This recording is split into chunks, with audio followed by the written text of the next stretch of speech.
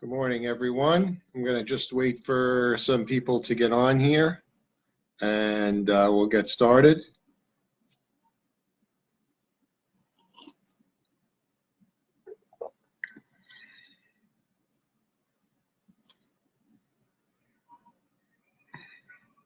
Hey, Craig, how are you, buddy? Love your posts.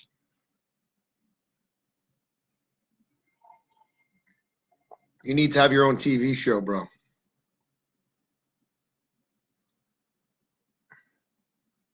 Hey, Natalie. Alicia, hey, long time no speak. Nice to see you on here. I hope you're doing well. You have a beautiful family.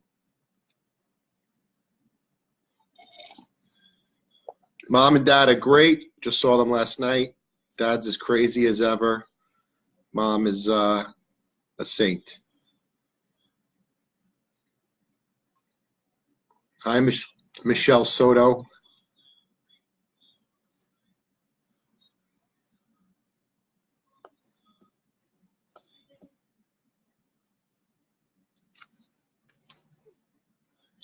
Just going to wait a couple more minutes and we'll get started.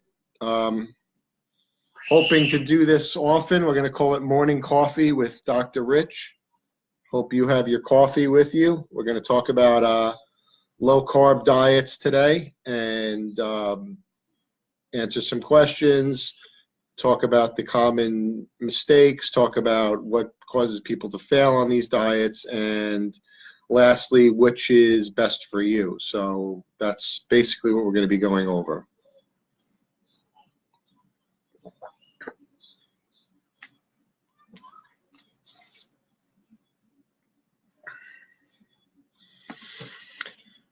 All right, so since this is going to be recorded, we'll get started.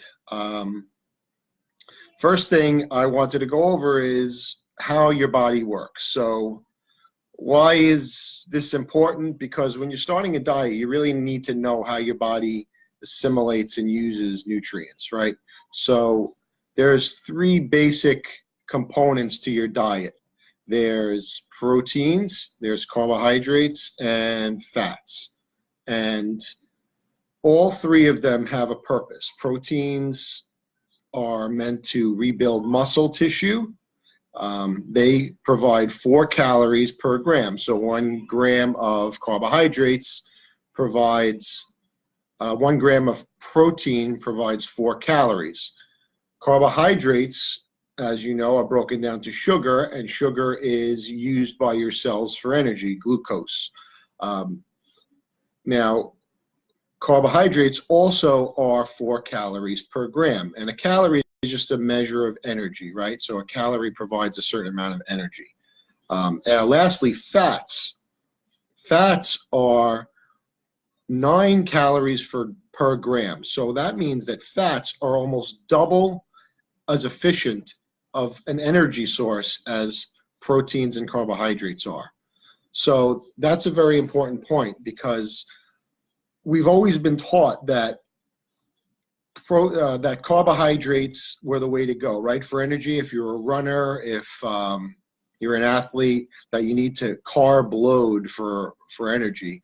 And when it comes down to it, it's fats that are really the better energy source. So it's that knowledge that really led to this whole craze of low carbohydrate diets and paleo, intermittent fasting, keto, which I'm going to talk about all three of these topics. It's really become hot over the last several years, and my personal belief that this is really the proper way to eat. And my main point of today's discussion is that there's no diet that's perfect for everyone. In other words, some people will do great on keto. Some people are doing great on Atkins. Some people do great on paleo. So you really need to figure out what's best for your body in order to figure out how you're going to go on for the rest of your life. Because I really don't believe in diets per se. I really think that you need to decide to be healthy and then choose how you are going to eat and what program works best for you. For me, I found that intermittent fasting is by far the best. It doesn't work for everybody. It doesn't fit into everybody's lifestyle. But overall, for me, that seems to be the best. So let's just get started on how we're going to approach which diet to choose. Well, the first thing that I insist on is that you have to, if you're going to start a nutrition program and you're going to decide to get healthy, you have to do a detox. And what does a detox mean? There's a lot of misnomers out there on what a detox is.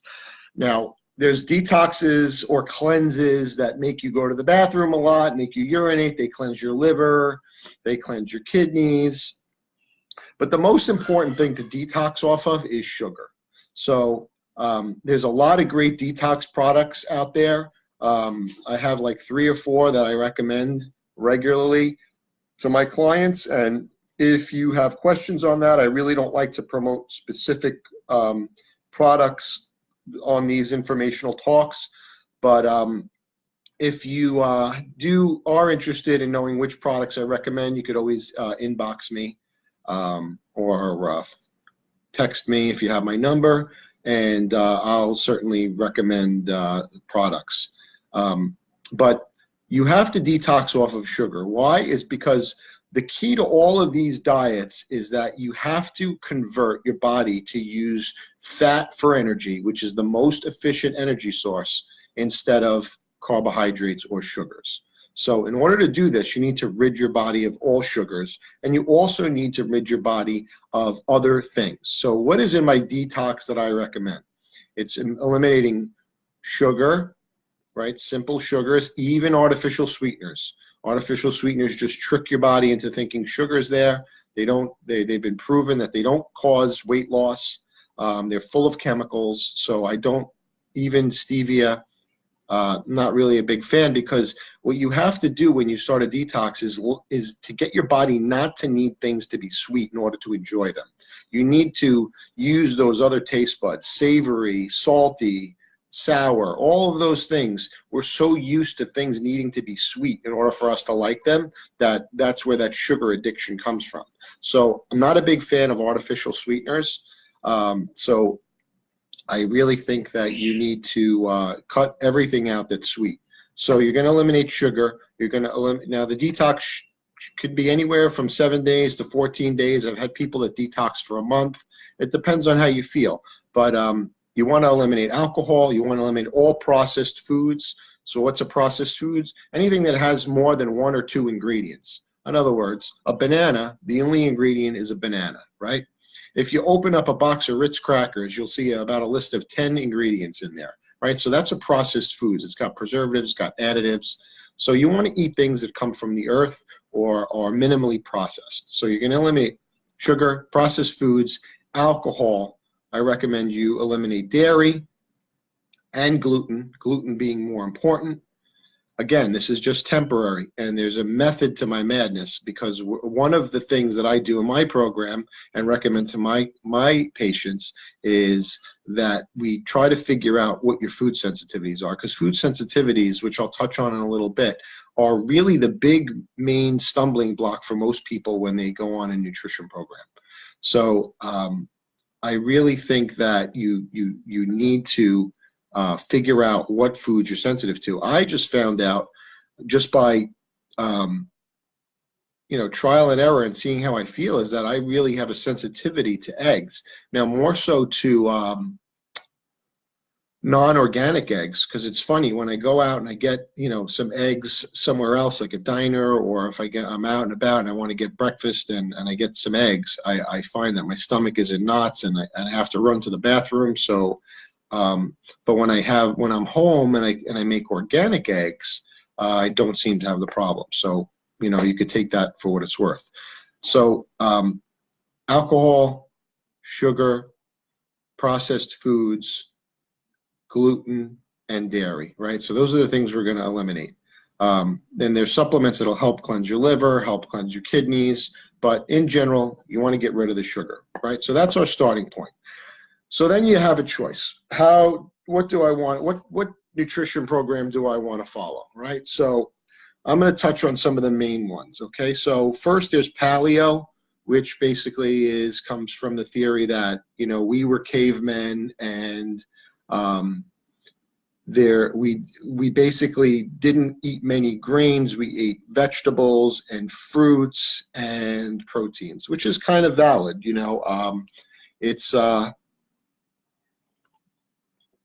It's definitely valid, and it's definitely a good way of eating. So with paleo, you're basically eliminating all grains.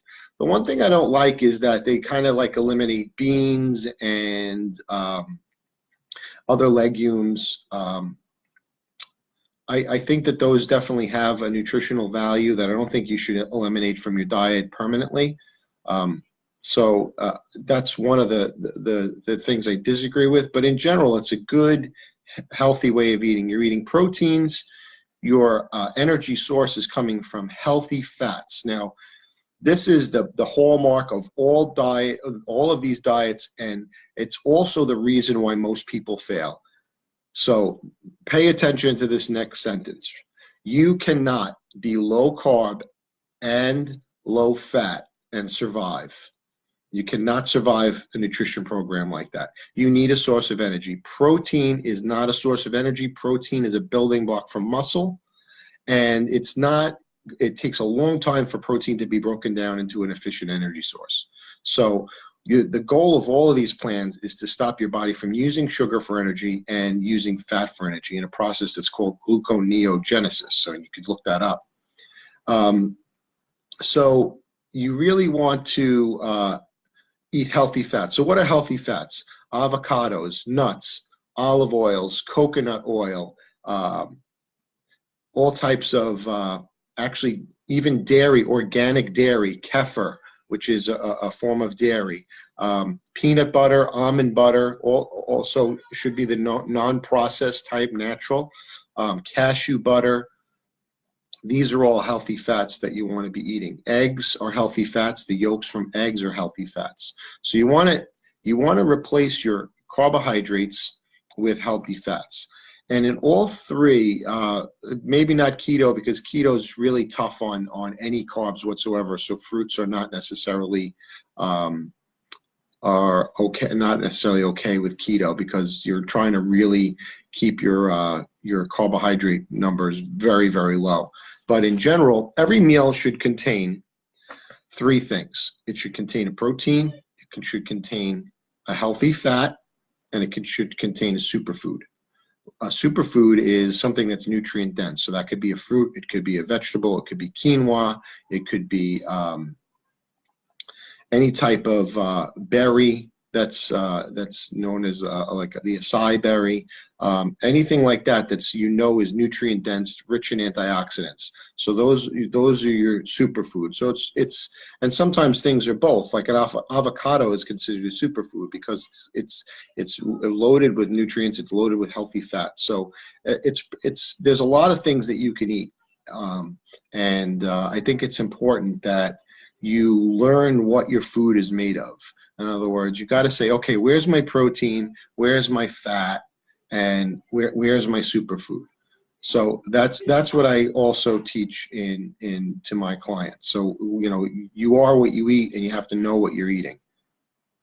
That's my son John. Look, everybody say hi. He's of course playing Fortnite. So anyway, we're going to get back to talking about these diets. So paleo overall is a good diet. You're going to detox, and then you're going to start your paleo diet. What you want to notice, and in any of these, is what I recommend is you add one food group back at a time. So in other words, if you've eliminated beans, for example, I want you to now introduce beans after your detox into your diet. And you're going to give it like 2 or 3 days and see how your body reacts. In other words, do you feel bloated? Did your weight loss stop? Are you having stomach issues? issues? Do you get headaches? Are you congested? All of these things are food allergies. So what you really want to do is add one food group at a time and then see how your body reacts to it. So then, okay, I added beans, I feel good, and I'm still losing weight, I'm not bloated, and I just, want to add my next food. So now you'll go on to your next food. Some people want to add dairy. I'm a big fan of cheese. I think that especially organic cheeses like Parmesan cheese, fermented cheeses are very healthy for you. It's a good way to flavor your food. It's a good way to add taste to things.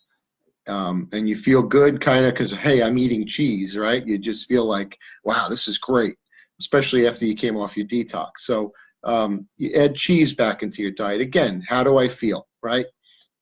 Do I feel bloated? Am I losing weight? Am I getting headaches? Am I going to the bathroom all the time? So those are the types of things that you want to look at. So I'm just looking now to see who's on. Wow, we got a lot of people on here. Hello, everybody. Hey, Val, Melanie, Anthony Dell, who we just reconnected with, Chris Amplo, Michelle Ferravecchio, great. Michelle Monti, one of my clients. Great to see everybody here. Craig, how are you doing, buddy? So Chris Russo, Vinny, wow, this is great. So you really want to then keep adding foods and keep adding foods. And at some point, you're going to add back a food. And most of the times it's gluten. Like at some point, you're going to say, all right, I'm going to add back bread, right? I'm going to have a slice of bread, and you're going to see how you react.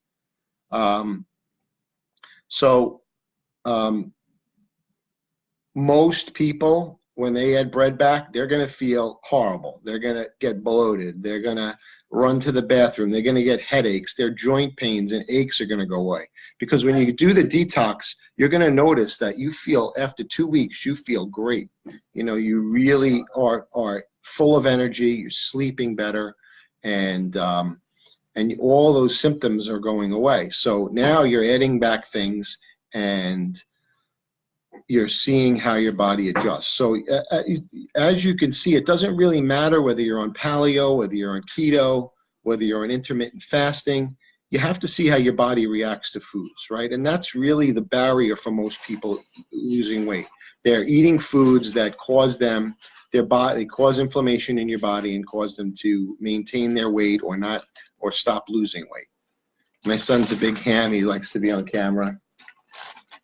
So anyway,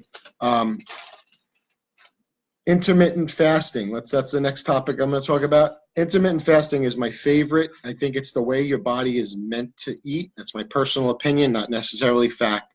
But if you look at most mammals, look at like lions and other mammals that hunt. They hunt, right? They find food. They eat that food. What are they usually eating? They're eating the muscle, right? That's what you're eating when you're eating beef, right? You're eating the muscle, and they eat a lot of times the skin. And what does the skin contain? It contains fat, right? And then they'll graze on things here and there. But in general, they hunt, they kill, they eat, right? And then they may go hours or days without eating. So the theory behind intermittent fasting is that you're gonna set some what we call feeding times, right? So your feeding times are gonna be between, like for me, it's between 11 a.m. and 6 p.m. So those are my feeding times, right? So all of my calories are going to come from there. So why is it called intermittent fasting? Because now you're fasting from 6 p.m. all the way to 11 a.m. the next morning. What does that do? It makes your body use up any of the glucose that's stored in your liver as glycogen, and now your body starts using fat for energy, which is the best, right? So now your body's, and if you haven't eaten, the only place to get fat is from the fat that's stored on your body. So that's the best way to lose body fat. Your body's going to now break down fat, use it for energy, and you're doing this while you're just going about your day. You're burning fat while you sleep. Why? Because there's no sugar around. And then the other part of it that I like is that, okay, so now you're eating at 11 a.m. You're going to eat something substantial most likely because you're hungry. So you're going to eat at 11 a.m. You're probably going to eat something substantial. And it really, you got to try to eat healthy. But even if you had something that you shouldn't have, it's the only calories that you've had in a long time, right? So even if you had a slice of pizza, it's not terrible. But in general, you want to try to eat something healthy, but you want to eat some carbohydrates with it, in my recommendation. So, I choose potatoes or rice. I try to still stay away from pasta and gluten because I'm sensitive to it. But so now you eat that meal. Now you're not going to be hungry again until probably like 3, 4 o'clock. So now you have only like another 3 hours, left to eat. So now you're going to eat another meal. Now, in between, if you're hungry, you snack. If you're not hungry, don't eat. And that's really another big point is like people like feel like they have to snack. And, I'm guilty of recommending that to people over time. And I realized that it's not really the way to go. You just don't snack for the sake of snacking. You snack if you're hungry, right? And you want to snack on things like nuts, peanut butter, vegetables, fruits. Those are the types of things that are going to provide you with nutrients for your body, not something that's just going to give you empty calories like crackers, pretzels, potato chips. So, hey, Jeff, how are you? I see you just joined. So also, you really want to, eat good carbs that are going to provide you with energy. So sweet potatoes are great, brown rice. If you want to have bread, you can have Ezekiel bread, which is made from whole grains. It's not pulverized to make flour, so that's okay. But even if you eat pasta and it's not bothering you, then eat the pasta. But again, by the time you digest that, by the time you're hungry again, it's like now 4 o'clock. Now you have one more meal. There's only a certain amount of calories that you can eat between 11 and 6. I mean, really, you're going to be, after a while, you're going to be so full, and after you eat, it's going to take hours for your body to digest this now, break it down. And so now, just by doing that, you've gone on a really moderate calorie restricted diet. And the other thing that intermittent fasting does is when your body's in a state of what we call starvation, where it's using fat for energy, it actually helps your body release growth hormone in the night. And everybody here that's ever heard me talk knows what a big fan I am of growth hormone and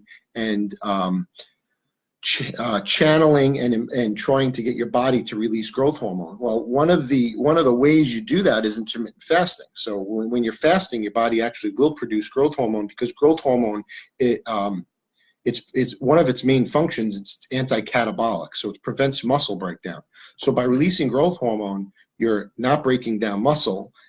You're using fat for energy, right? And then you're not eating all these unhealthy carbs. So every night between the hours of 6 p.m. and 11 a.m., you're fasting. So to me, this is a great choice. If you can do it, that's great.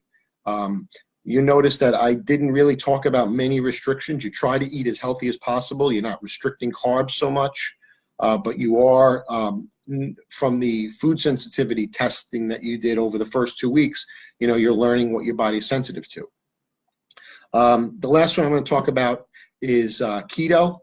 I know what I have to say about keto is I don't think it's good for people who are not used to dieting or eating healthy. It's not a great diet for somebody who has bad eating habits and wants to lose a bunch of weight. And the reason I say that is because it's really not sustainable to eat so low carb. So the theory of keto is that you're going to eat almost zero carbohydrates or as little as possible, so that your body goes into a state of ketosis. And when you're in ketosis, again, you're using fat for energy, right? So that it's the breakdowns of fats that causes ketones. And so that's a really hard thing to sustain. And what happens is, in my opinion and in my experience, is that when you come off, which it's eventually you're going to start eating some carbs. I mean, and I'm a big fan of eating fruits. So, you start eating sugar and you're going to gain the weight back. You're going to rebound. So But now, if you're a fitness person and you've been eating healthy and you always eat low carb and you know how to eat and you really want to get to the next level of your fitness, then keto is great, because chances are you're not going to rebound, because you may just add back little bits of carbs here and there. So you really have to know what you're doing with keto. It's not something to do on your own if you're inexperienced. You need some guidance. And the other issue I have with keto, and I'm not saying that it's not good, but as a medical doctor, I have some questions on how, on long-term effects of being in ketosis. I think it's very taxing on your kidneys. I think, not in the short term, but in the long term. So I have some questions about, what is going to be the long-term effects. And again, I'm a big fan of eating not as a diet, not on a fad diet. Like when I put somebody on a nutrition plan, it's for 12 weeks. So it's 3 months, because that gets you into good eating habits that you're going to carry on for the rest of your life. And that's when you start a nutrition program, that needs to be the goal. Is like, how am I going to, I want to be healthy for the rest of my life. I don't just want to be healthy for, 3 months and then fall off and yo-yo like I have done my whole life. That's not what you want. You want to make a decision to be healthy and eat that way. So it's very difficult to sustain. So that's the one issue I have with it. Again, if you're always a healthy eater and you want to get to the next level and really want to get into awesome shape, it's great. But those are my thoughts on keto. Really, that's it. I think that in general, if you ask me, my opinion is the best way to go is, if you can, intermittent fasting. Now, you might not be able to do 11 to 6. Maybe you have to do 10 to 7, and then, you start there, or maybe but limit those hours. Try to eat healthy within those hours. Find out what your food sensitivities are. Those are the best ways of really like taking care of your body and eating right and keeping the weight off. And then, from there, you adjust it, and if anybody out there is wants to work with me, I do all my consulting like this over the internet or over the phone.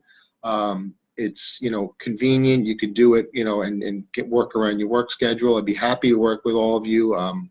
My clients all, what's great is that when I work with somebody, I work with them for 12 weeks and they really don't need me anymore, because I teach them everything that they need to know. I don't think that, it's good practice to make people need your services in order for them to stay healthy. You need to teach and educate people and get them to learn how to eat healthy on their own. I also have a text messaging service. If for any of my, I know Michelle's out there, you could text me and hey, I'm going for lunch, at this restaurant, what could I eat? It's easy. I could look it up on my phone, look at the menu, and I could say, hey, listen, this is what you should choose, or give you an idea of what you should choose when you go out. It's nothing for me to answer a text, hey, listen, can I eat this food? I'm at a party. Can I eat this? And I send a text back. So that's another thing that I do with my clients. The reason I've started doing this is because I go on the internet and I see so much misinformation out there, and people are so confused as how they should eat. But in general, you definitely want to eat low carb. You want to eat healthy fats. You want to get enough protein. You want to drink enough water. You want to get enough sleep, right? And then I'll do a topic on what supplements I should be taking. I'm going to do another one on what blood work should I be getting. Really, that's it. So I am going to scroll now through. If people have questions, I'm going to answer some questions now. We'll do like a 5-minute Q&A. So, hey, Sal, it's great to see you, pal. I would love to chat with you. I noticed a couple of questions here. Let's see. I think G had a question. G said, listen to your body. That's the most important thing. Exactly right, G. I know you've been into fitness for a long time. You're always posting great things on your page. And, you listen to your body. If you eat a food and it doesn't agree with you, stay away from it. When you eat a food that makes you feel good and gives you energy, eat more of that. So Master Cleanse, your Master Cleanse is basically, you want to, clean your, get rid of sugar, but also detoxify your liver, detoxify your kidneys. I'm a big fan of any type of cleanse. You know, and you could, there's products I recommend, but you could do things like, you know, lemon juice, but just eating healthy and eating, you know, good amounts of fiber from vegetables and healthy fats will cleanse your body. But the most important thing to cleanse your body from is sugar. Okay, let's see. Any more questions out there? Okay, Kathleen, how do I get involved with your program? Just inbox me through Facebook. Be more than happy to reach back out to you. Again, I will be doing my probably, I think the Saturday morning works good. It looks like we have a lot of people on. We'll do our Saturday morning coffee. Again, black coffee. My first meal will be about 11 o'clock. And, you know, after you're doing it a while, you're not really hungry. And you feel so good and you maintain your weight. But again, you don't have to feel guilty about going out and having a slice of pizza. Listen, I had pizza last night for dinner, 2 slices of pizza. And then after that, didn't eat anything else. So, you know, woke up this morning, fasted overnight since about 6:30 last night. You know, and sometimes you have to adjust it to, you know, where if you have plans, you know, let's say you have plans and you have 8 o'clock dinner. Okay, so, you know, increase your fast the next day till noon. You know, chances are that you're still gonna be a little bit full. Michelle, is bacon a healthy fat? You know what? I'm not really anti-bacon. I think bacon, you know, if you can get it, you know, as good quality bacon as possible, you know, you want it, you know, but bacon is not, you know, it's good. It's a good thing to flavor things. It's got fat. It's got protein. I wouldn't overdo it with bacon, but bacon and eggs in the morning, you want to do that a couple times a week, no problem. As long as you're not eating the bread with it, you're okay. Liz Grace, do you work with people with lap band sleeves? I have some friends that feel they're not eating to benefit the surgery. Yes, absolutely. We're worked with many people who have had this surgery, and the problem is that they've just learned to restrict calories and they really haven't learned how to eat. And you can, and you know, intermittent fasting is great because you're not really, you know, filling your stomach. You're allowing yourself to digest foods over time. So that's a good plan for them. So absolutely, I work with them. My friend Val, longtime friend, really good friend of mine, there's been quite a research coming out lately about benefits of intermittent fasting besides weight loss. Yeah, so exactly. They're seeing that one of the biggest effects of it is its increase in growth hormone. Growth hormone's wonderful for the body. I did a talk the other night on a product, and growth hormone's just wonderful for your body. It is in fact the fountain of youth. Frankie Lochisano, eat pizza every day. I'm not surprised since you own a pizzeria. La Villa, I'll give a plug to La Villa, one of the best pizza you can get in New York City. But yeah, you know what? You know, have pizza for lunch, and you eat, but you know, you get your other nutrients in, vegetables, superfoods, fruits. That's fine. You know, eat pizza. You know, maybe not every day, but you know, it's fine because if you're doing intermittent fasting, you know, it's not really a lot of calories, 2 slices of pizza. So you're still going to lose weight, but you got to get the nutrients into your body too. You know, that's the important thing is like, all right, you can eat pizza, have a side of broccoli rabe with it, you know, so that you're getting some kind of nutrients into your body. Pizza in and of itself doesn't have a lot of benefits for your health. Jeff DiPaolo, another longtime friend, good to see you on here, buddy. When you cleanse from sugar, can you still eat fruit, natural sugar? Yes, there's certain things on the cleanse that I recommend, like berries are very good. So that's a good source of fruit. Citrus fruits like oranges, grapefruits are fine, you know, so that's okay. Bananas I stay away from in the cleanse, but in general, I'm a big fan of bananas. I think it's a good thing to have. They provide potassium. I like peanut butter and banana as a snack. You know, provides me my protein, right? Protein is in the peanut butter, healthy fat also in the peanut butter, and the superfood, which is a banana. It's a fruit, right? So it's got all 3 things right there. So that's a great snack. Any more questions out there? I think I had one more.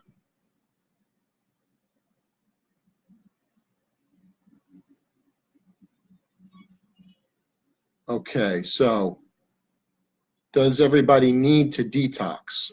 Yes. I think that in order to start a healthy eating process, you really need to get off the sugar.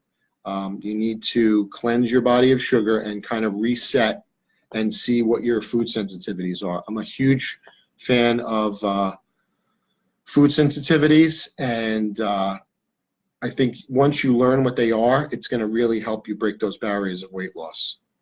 So again, thanks for joining in, everybody. I hope you have a blessed and happy Saturday, and I'm looking forward to my next live chat. It was great to see all of you guys on here. I appreciate the support, and we'll see you real soon.